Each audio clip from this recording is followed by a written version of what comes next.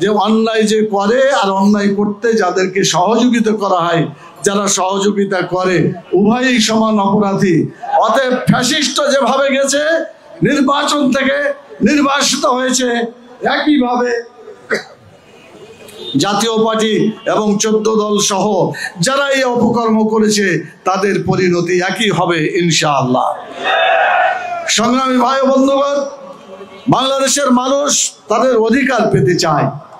আপনারা জানেন ইতিপূর্বে যে সমস্ত নির্বাচন হয়েছে এই নির্বাচনগুলো মানুষ তাদের অধিকার ফিরে পায় নাই, বরং তারা কষ্ট পেয়েছে, তারা অত্যাচারিত হয়েছে, তারা মজলুম হয়েছে।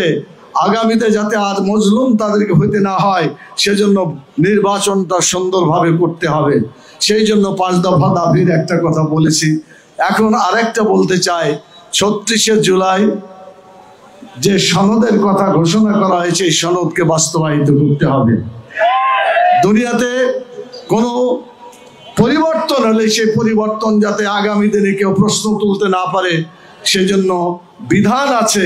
সেই বিধানগুলোকে সত্যিকার ভাবে বাস্তবায়ন না করে যদি অগ্রসর হয় তাহলে এগুলাই পরবর্তীতে উল্টো তাদের বিরুদ্ধে চলে যেতে পারে। সেই জন্য জুলাই সনদকে বাস্তবায়িত করেই নির্বাচন করতে হবে। এজন্য টেকনাফ থেকে তেঁতুলিয়া পর্যন্ত আওয়াজ উঠেছে। পিআর পদ্ধতি আপনারা শুনেছেন।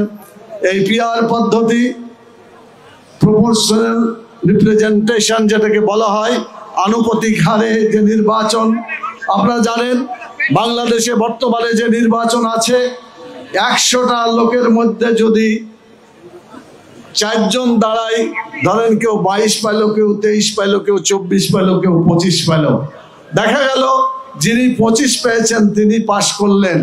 এই 25টা ভোটের বিপরীতে 75টা যে ভোট থাকলো এই ভোটগুলা কোনো কাজে লাগলো না। এই জন্য অনেকে বাংলাদেশে বলে ভোট পচে গেছে, ভোটকে পচতে দিব না। আমরা বলতে চাই প্রত্যেকটা ভোটের স্বতন্ত্র মর্যাদা প্রতিষ্ঠিত হবে পিআর পদ্ধতির মাধ্যমে।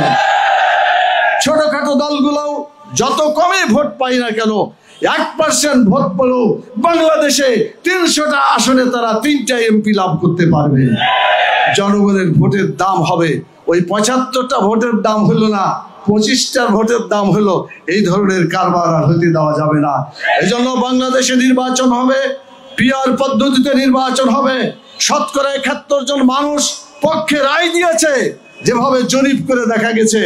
অতএব যদি সরকার পছন্দ করেন তারপরেও আমরা বলবো যে আপনারা গণভোট দিয়ে হলেও পরীক্ষা করতে পারেন।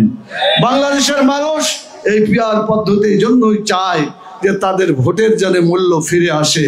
আরেকটা কারণে চায়, সেটা হলো যেভাবে তারা টাকা দিয়ে নমিনেশন কিনে এই নমিনেশন বাণিজ্য করার কারণে মনে করেন 5 কোটি টাকা খরচ করে নমিনেশন কিনলো, নির্বাচন করলো, এই লোকটা কি 5 কোটি টাকা ছেড়ে দিবে না এটা আদায় করবে? এবং শুধু আদায় করবেন না, এটা আরো অনেক গুণ বেশি তারা টাকা এখান থেকে দিবে। অতএব এই টাকাটা যা পাবে কোথা থেকে? তাদেরকে হয় মানে মানুষের উপর জুলুম করে, চাঁদাবাজি করে, বিভিন্ন সরকারি প্রতিষ্ঠান দখলের মাধ্যমে, অন্যায়ের মাধ্যমে তাদেরকে টাকা উঠাতে হবে, যার ফলে দেশের মানুষ, ব্যবসায়ী সম্প্রদায় কেউ শান্তি পাবে না। সেজন্য আমরা নির্বাচনকে স্বচ্ছ এবং মানুষের উপকারী করার জন্য আমরা বলতে চাই পিআর পদ্ধতিতে নির্বাচন হবে। টাকা খেলা আর 10টা হুন্ডা 20টা গুন্ডা ইলেকশন ঠান্ডা, এই রীতি আর বাংলাদেশে আসতে দেওয়া হবে না।